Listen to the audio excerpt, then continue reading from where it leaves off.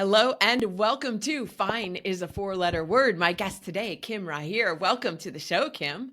Thanks for having me. I'm excited and looking forward to our conversation. Oh, I know this is going to be so good because your story is just so incredible and so inspiring. And this is going to be good. First, I'd like to start out with asking you, what were the values and beliefs that you were raised with that contributed to you becoming who you've become? I think one was like to be always ready to serve and perform. And it was in a way that whatever you could do, you should do. So don't wait for others to come, go ahead. Um, be kind and courteous, be punctual, all these, old school values. And then respect. Respect. Respect the people around you, respect their time, respect their values. And I think respect is a big one because it gives everybody the room they need to evolve in their way. I think respect is a way of giving people space to be the way they want to be. And at the same time, to make them feel valued is something that I'm like really allergic to is when I feel someone is not respecting me or is disrespecting me.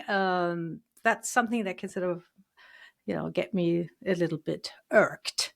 Okay. I like that respect gives you the space, gives other people the space to be who they are. Yes.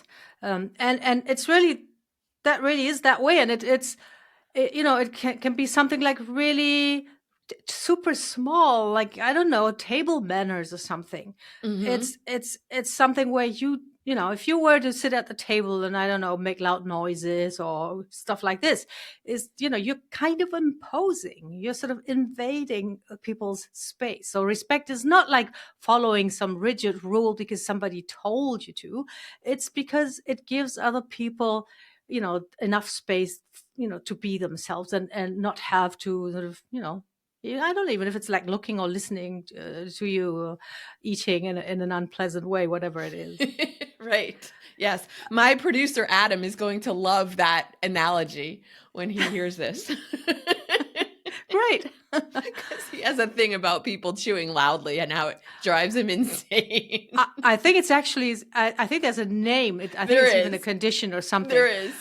But I think it's really important to understand that so many of the rules of civility that we have, they exist for a reason. I mean, some older stuff, it's become totally useless, and that's fine. And we can just move on from them. But some things, they really are there for a reason, and they make life easier.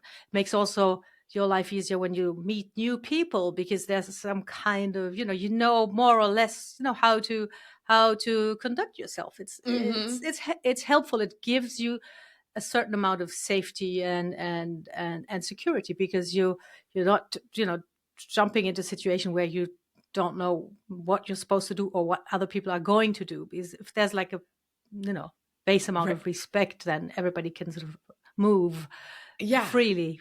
Yeah, when you have some expectations of what to expect, I guess. Yeah. Yeah. And then, so how did those values come into play as you became an adult, and how do they play into your story, which I want to get into more in a minute? Yeah. I think this idea of doing the best you can and being ready to do what you can helped me a lot. When adversity struck, I was not prone to feeling like a victim or complaining or thinking like this sentence that I hear very often, and I don't understand that reaction at all, is like, why me? Like there's a plan, someone picked you for this sort of fate or for this adversity, and you ask, why me? Which means, couldn't they pick someone else? So it's like you wishing this upon someone else and thinking, someone else should deal with this that you are having to deal with right now. And I never had that attitude. That was my life. That was what happened to me. And It's not that I liked it. I mean, it scared the living daylights out of me and everything. But I never had this idea that this shouldn't have happened or it should have happened to someone else. It was always up to me to deal with this and to do something. And I think that really helped me also not get into victim mode, not adopt that identity that's so easily stuck onto you when you have an illness or a disease. And I think that's what kept me moving forward. Interesting. Okay, so that's a perfect segue into you sharing the story of what did happen. Yeah. I'm so intrigued by what it's happened and how you overcame it. Yes, it's like a saga actually, because it started in 2008 that was my first brush with autoimmune disease, and it was actually the scariest of them all, because from one day to the next I was picking up my kids from school and I was seeing a double. So it was clear that I couldn't sort of deny my way out of that. I was 45. Sometimes, when you're 45, you feel a bit tired or you have a little backache or whatever it is. When you see double, there's no way you say, I'm going to, I'm just going to keep muddling on and it's going to go away. So off to the doctors, they sent me to the hospital. By the way, the doctor at the time, I have to say this, even though it's maybe not kind, she said, "Oh, you might have cerebral hemorrhaging, so please go and get yourself a taxi and go to the hospital." What? That seems so insensitive. Absolutely. So lots of tests and stuff. They knew it was something autoimmune, but they couldn't put their finger on it. I stayed in hospital for 6 weeks. After 3 weeks, my legs were totally paralyzed from the hip downward. I couldn't wiggle a toe, nothing at all. And it crept like upwards. And it was so scary. And it was terrifying. It was sad. And my kids were small. My oldest was 10. I was in hospital and they were at home. I mean, my mom came and looked after them. They tried all sorts of treatments. And, we have like public healthcare in Europe. So they always start with the cheapest version also of the blood panel and the cheapest version of whatever they can give you. So a lot of time passed. And when I finally got better, we didn't really know which of the treatments they tried was the one that made me better. Got out of hospital just before Christmas, in a wheelchair. I had to start, I had to learn walking again, 2 crutches, then 1 crutch. And then after about 6 months, I could walk okay. I still had very weird sensations in my legs because that was the problem. My sensitive nerves had been attacked by my immune system. So when I couldn't stand, when you don't have feedback from the ground, you don't know where you are, you can't stand. And that's these weird sensations, they stayed with me for a while. But after 2 years, I was told that, they had made up their mind. It was a Guillain-Barré, which is a one-off syndrome. It comes, goes, and then you're done. And they said, you're done with this. You're fine. You can just live your life. And then, yes, I called my husband and cried because I was, given a second shot at life. And now you had full feeling, or you were still having those sensations? No, after 2 years, the sensations, I mean, my toes until this day feel a bit weird, but you don't usually pay much attention to your toes, so it's okay. And I was normal. I felt normal, and I was going to be normal. That was my plan, was to be just normal. That's what you decided. Yes. Which plays a lot into it. I mean, the mindset of absolutely. I'm not, like you had said earlier, I'm not going to be a victim. I am healed. Yes. And then a year later, we moved again because we were always moving around, changing countries, and we were in France. And I felt my left hand going numb. And because that was the same weird sensation that I had known from my legs, I knew something was wrong. More tests, and then they told me this was different. This was an immune attack on the white matter in the nerves, and if it happened again, that was MS, multiple sclerosis. So I hoped that it wouldn't come back. They have their protocol. If it's just 1 episode, it's fine. 2nd episode, you're officially a patient. And it did come back after a year. It was extremely mild. I only noticed it because I was doing a weird yoga pose on the bedroom floor. I was doing the plow, and then I had this tingling in my spine, and I knew that wasn't good. So yeah, then back I to want to treatments. Yeah, I want to ask you a sorry. question before you Yeah. yeah.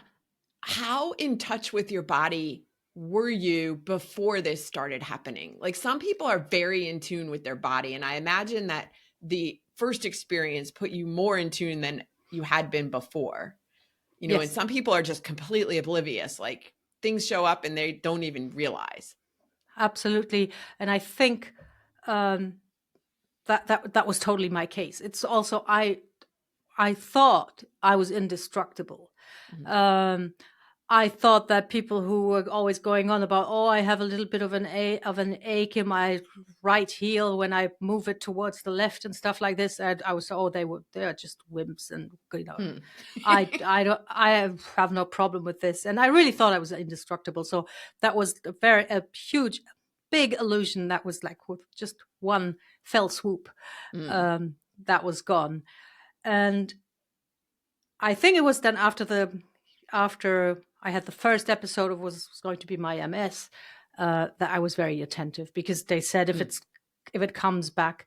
So I would, from then on, I was very tuned into my body, not really looking at, oh my God, do I have pain here or something? Just, these weird sensations, and you can't even describe them, which makes it so frustrating. Yeah. Um, uh, I would know when they would come back, and Mm. when they did, I was attentive, and we nipped it in the bud. It was very mild. I would never have noticed it if I hadn't even done this weird yoga thing. But then I was summoned to the doctor, and he said, "Okay, you have MS, and you're going to need lifelong treatment." Mm. How old were you at this point? Oh yeah, that was the year I turned 50. Mm. Yeah. Happy birthday. Yeah, great new decade. Thank you. Uh-huh. Uh-huh. And Yeah. I was very, when he said lifelong treatment, I was very upset. And I told him, is that really necessary? I said, my second episode was so mild. Maybe I'm getting better. Maybe my body is healing. This was nothing Mhm. big. And the funny thing was, he was not used to people talking back. He was not used to that at all. And he was kind of patient at the beginning, and he got more and more impatient as he, talked to this stubborn woman who didn't want his treatment. Mhm. Because what does that mean? You give your power away. And I had felt so powerless in the hospital. That's Yeah. really, oh, when Yeah. you're in You had hospital, said, go ahead. yeah, no, you don't decide anything. You Mhm. don't decide, not even when you're going to sleep, or when someone's in your room or not, when the light is on or off.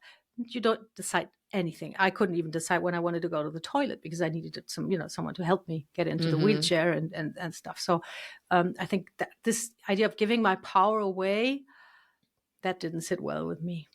Right. Yeah. So what happened after that? Like, did you say, I'm not working with you because you're not listening to me or you're not open to my No, participating in my own healthcare? no, I gave in. I had to give in. He was scaring me. He said, all the things that can happen if you don't treat this.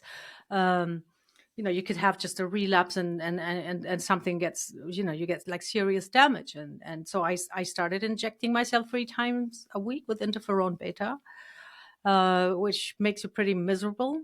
Mm. Um, or made me miserable. I suppose the reactions are different, but I had like flu-like symptoms every time I injected myself, Ugh. with headaches and Jeez. heavy limbs and stuff. So yeah, I just took over the counter drugs. That was one thing where I didn't want, my life to be sort of dependent on how I would feel on the injection day. So I just took an ibuprofen and went about my life. I didn't tell anybody that I had MS. I mean, like the closest friends, yes. But when Right. we moved again to another country, to Spain, I met new people. I was not walking around saying, and by the way, I have MS. I didn't want that.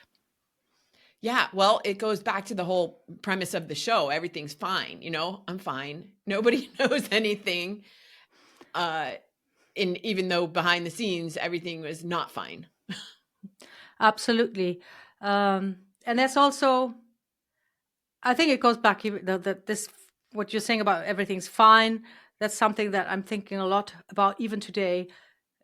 Before my first illness, when I thought I had reached the pinnacle and I had it all, because after years of freelancing, I had a full-time job again. I had my 3 kids. We lived in a beautiful house. And I thought, wow, this is fantastic. This is what I always wanted. And I think I didn't pay much attention. I thought I was indestructible, as I said. Mm-hmm. And I think there was far too much stress and pressure on me, and I wasn't fine at all. And my body just acted up and said, hang on a minute, we can't Right. keep going like this. And it's not your typical thing where, when you get burnout or exhaustion or something.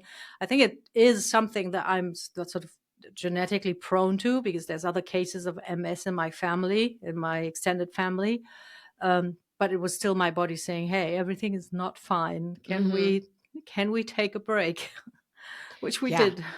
Which is how it happens for almost everyone, that if you ignore the stress and whether it's burnout to the point of burnout or not, if you ignore the extra load of stress, it's going to show up. And most people that I've talked to, it shows up in physical ways. And we just say, well, it's genetic, or, well, my immune system needs a boost or something like that. We don't pay attention to why. We make up these other reasons why. Yes. And it's really because we've neglected ourselves and ground ourselves into nothing. Yes, absolutely.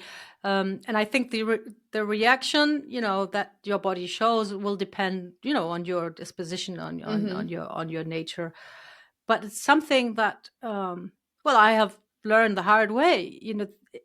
We are just one big system, and it Yeah. all ties in together. So if we Yes. don't pay attention to our mental health or our stress levels, um, then we're going to pay the bill.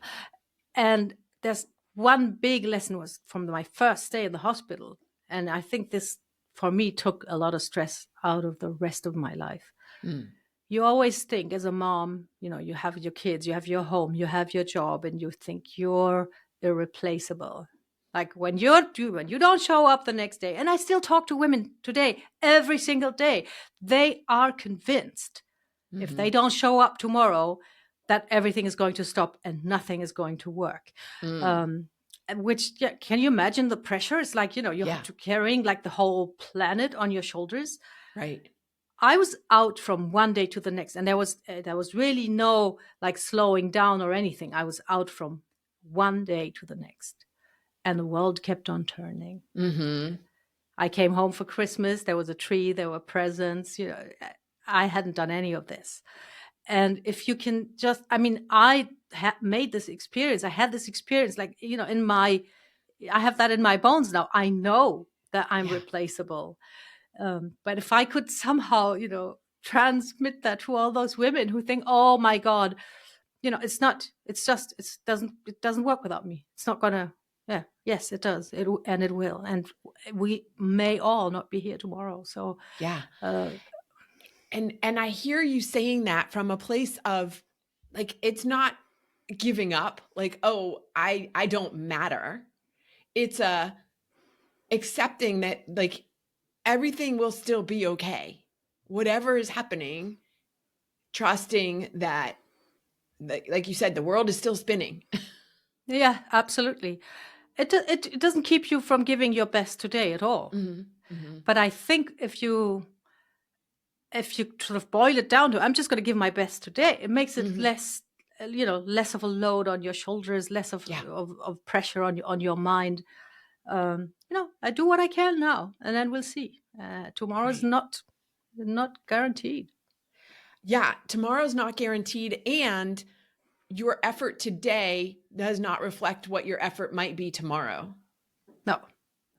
And I think this is something that I also do in my work a lot. The best thing we can do for our health and for our happiness is really focus on today and what we can Mm. do today. And that's what I learned. It's also when I got my diagnosis, I turned to meditation, because I knew I had to do something. I knew I had to learn something. Um, and when you see, body and mind as a whole, and you pay attention to both, it's easier and it's less stressful. I was going to ask you what other components you had brought into it in addition to the medical treatment parts. Yeah.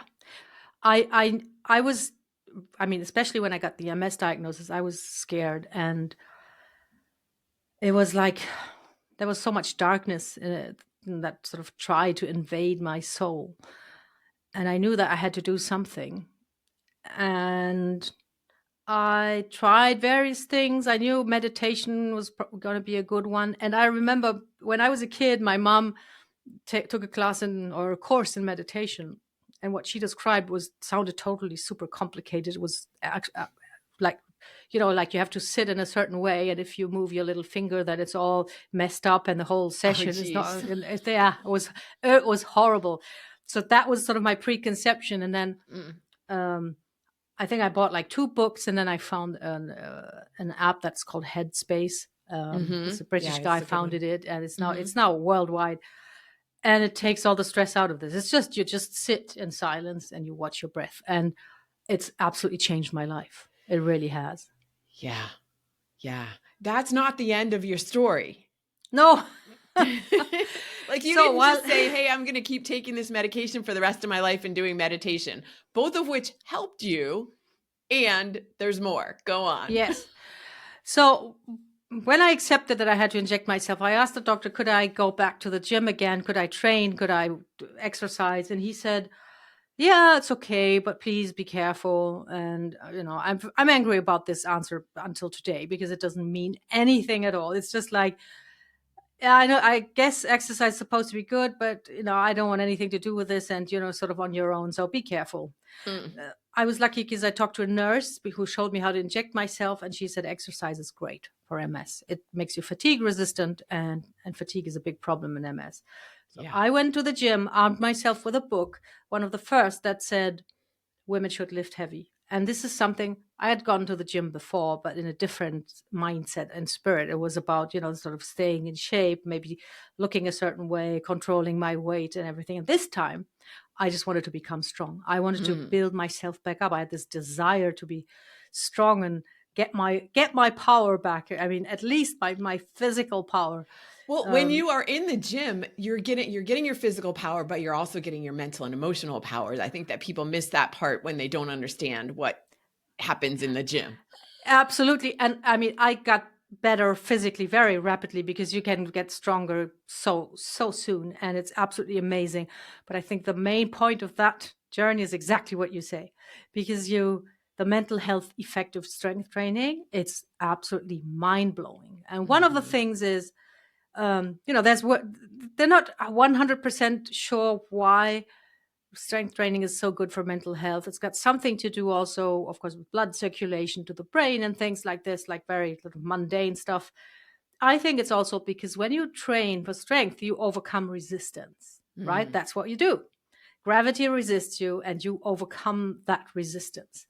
And yes, our brain is complex, but our brain is also a simpleton. So when it has this experience, and you have that experience like in your fibers, like literally, because you have overcome that resistance. Yeah. When you encounter resistance in other parts of your life, you will have this. It doesn't have to be a conscious process, but there will be this memory of, I have overcome resistance before, so I'm not going to just give in. There's something I can do about this.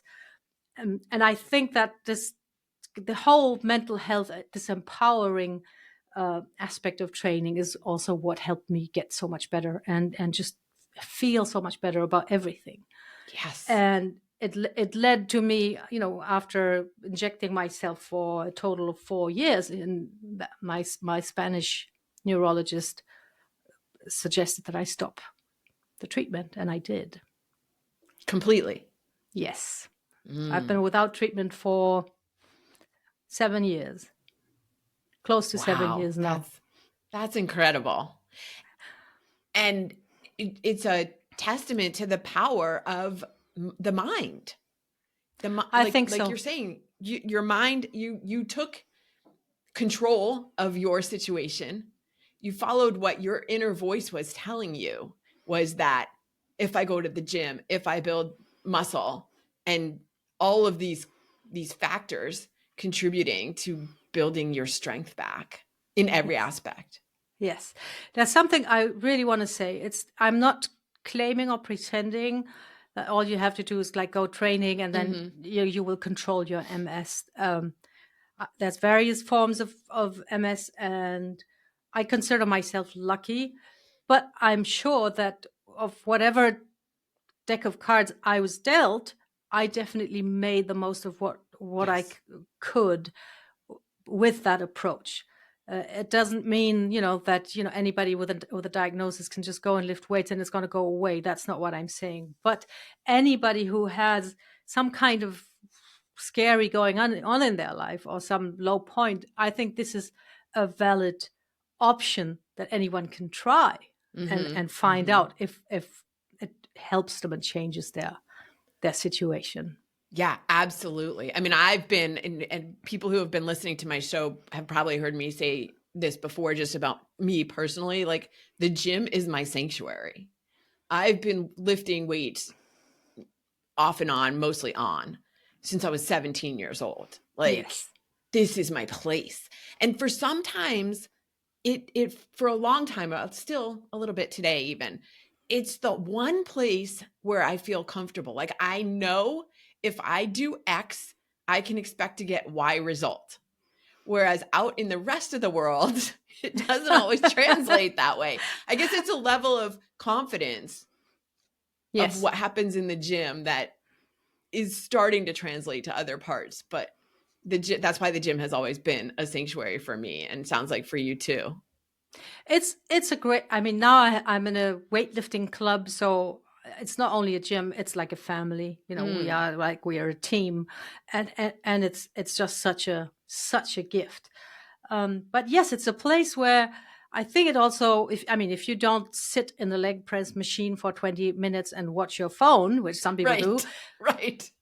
but basically it's a place where your focus is very clear. Yes.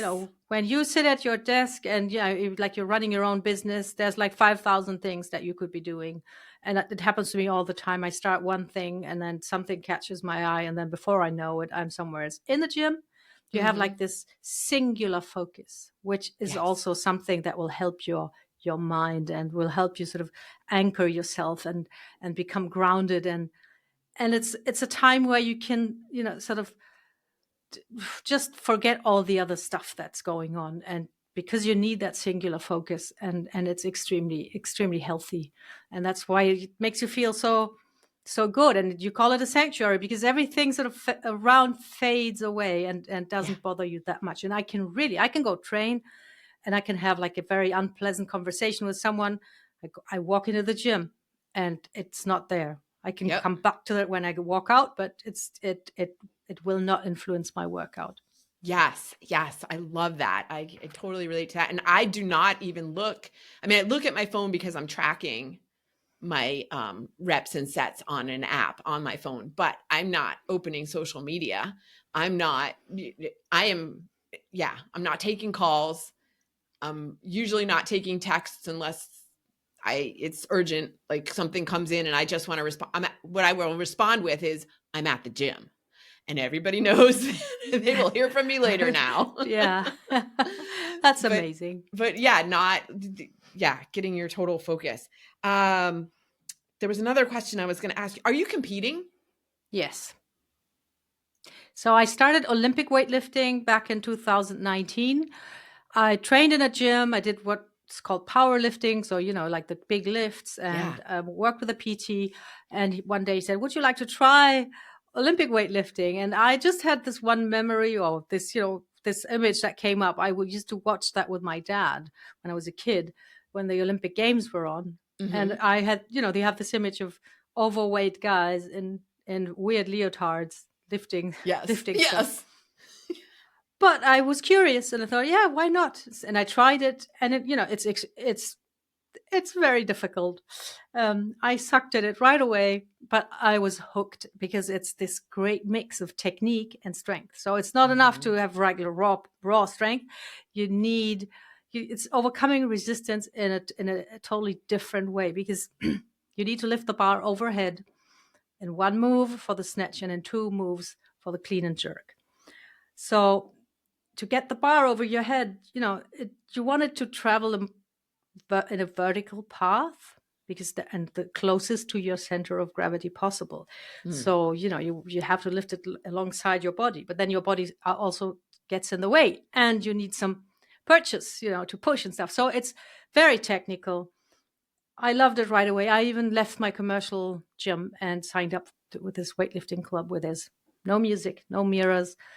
You can't look at your phone. The trainer will shout at you because he wants you to be in the zone. Uh-huh. And I had been training there for 2 weeks when someone came and said, "Hey, Kim, great that you're here. Do you want to compete?" And I said, "What?" I was 55 at the time. And I said, "You know how old I am?" Stupid question. I would never ask that question again because I want to compete until I'm 90. Yeah. But at the time I said, "Oh, do you know how old I am?" Typical um, talk. And then they said, "So what? We don't care. Look over there, this lady, she's she's a year older than you. She's competing." And then I said, "Yeah, okay, let's do this." I find it interesting that you said something just a minute ago, and I just want to pull this out. Yes. That you sucked at the beginning. And the point is, and I think a lot of people are afraid because they suck, so they don't do something. But you have to suck at the beginning in order to, like, it's part of the process. You can't be better unless you first suck. So whether you're going and speaking on a stage or you're competing in weightlifting or whatever it is, expect that you're going to suck. Embrace the suck, Yes. as Brendan Burchard says, and move forward with it. Like, just the first 100 times, you're going to be terrible. And then at 101, there's going to be some magic. I mean, that's not necessarily the right numbers, but after a certain time, you'll be good. Absolutely. And I mean, for weightlifting, especially when you start late, because it's difficult for me to what we call mechanize certain movements. It takes much longer. But I'm still getting better. It's lifelong learning. Yeah. You never make two lifts in the exact same way because they're like very speedy movements. So you can't control the entire movement. You just have to sort of visualize, decide what you're going to do, and then hope that your body will execute. But that's also something, and that goes back to what we talked about at the beginning. I sucked at it, but I knew that was up to me to get better. It was not, to say, "Oh, this is a shitty sport. Oh no, this is not for me. Wow, no, this is impossible," or something. No, I knew this was something that I found very interesting, and if I wanted to sort of explore that further, I was the one who's going to do the work and try to get better. And I think that's a big thing when you just accept that you're going to suck at the beginning, and it's actually at the beginning when you suck that you make the biggest progress, because Right. it's the same for powerlifting. And the first 6 months you're going to have so insane strength gains that you think, "Oh my god, if I keep on at this pace, I'm going to deadlift 400 pounds in 2 years," which of course never happens because it's not linear. But yeah, you really, like, it's a great one. Embrace the suck. I like that. Yeah. Yeah. Oh my gosh. You are such an inspiration. Thank you for joining me. I have 2 more questions for you. One, well, actually, I have 3. Did you ever go back to that doctor that said, "This is just how it's going to have to be," and show him that it's different than what he projected? No, I didn't, because we moved away. Okay. So I just moved on. I left him behind. Yeah, no, better. That's better. I was just curious. Okay. And so what is your hype song? What's the song that you listen to get a boost of energy? And is this the song you listen to before you compete? I actually, before I compete, I don't listen to music. I know many athletes do that. I sort of try to find some inner quiet confidence and silence. Cool. But when I drive to my training or when I walk to my training, I listen to Far From Over by Frank Stallone. It's from the Rocky movies, and it's Stallone's brother who wrote that song. And it's got the most energetic, forward driving vibe of all songs on the planet. Okay. And there's, sometimes the training sucks, and it can sometimes suck for weeks, especially in January when you come back from the winter and stuff. Mm. And the song says, I am down, but I'm far from over. And that always gives me like this drive to just keep trying, keep working, keep moving forward. That sounds like it encompasses your whole story. That title is your whole story. Absolutely. But I think it's, in a way, it's everybody's story. Nobody's over. And I know many women our age, they feel like, oh, this was it, nothing. Mm-hmm. No, you are far from over. And if you embrace the day and do something today, whatever it is, you're going to come back and get better. I love that. Okay. If someone wants to continue this fabulous conversation with you, how do they reach you? What's the best way? So they can go to my website, which is kimrahir.com. And I actually have a free assessment on there, a health and strength assessment, which is like pretty holistic. So it's not only about being able to do push-ups. That's like you get a very good view of where you are at, and then some ideas of, what steps to take next if you want to get better, like physically and, from a deep health perspective. And then you can always look me up on Facebook with my name, Kim Rahir, where I share my weightlifting adventures and lots of like free challenges and trainings and fun stuff. I try to make it fun and entertaining. And that's where you can, have a little peek at what I do. I love it. Thank you. I will have links to both of those places in the show notes, as well as a link to the song. Thank you so much for joining me today, Kim, on Fine is a 4-letter word. Thanks for having me. I really had a great time talking to you.